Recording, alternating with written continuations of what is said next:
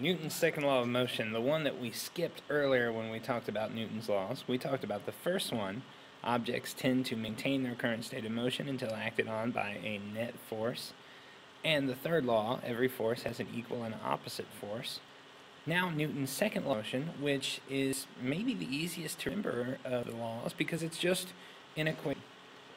And that equation says that the net force of an object is equal to mass times acceleration. Just as simple as that.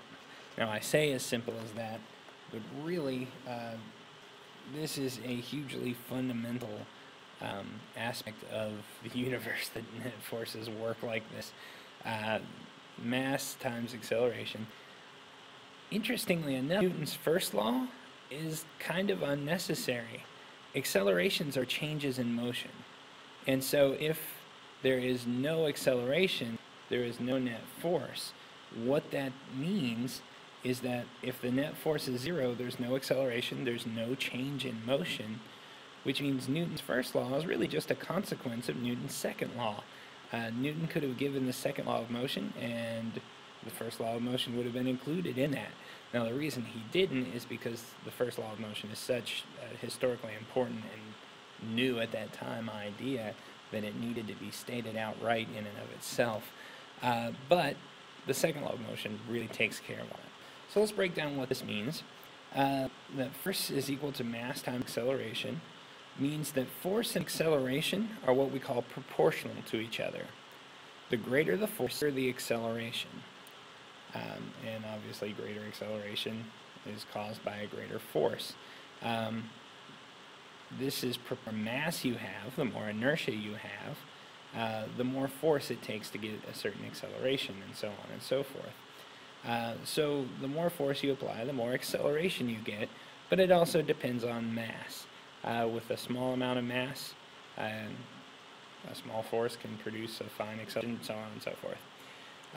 Let's play with how I want you to work this type, but really it is nothing new at this point.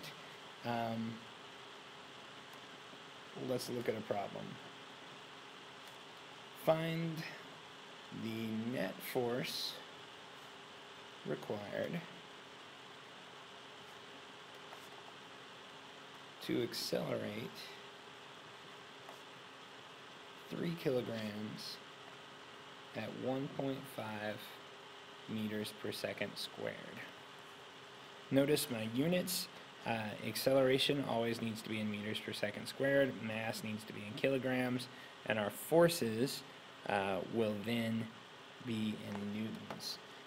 And just like we've done almost every other problem involving a formula in here, write your givens. 3 kilograms is a mass, 1.5 meters per second squared is an acceleration.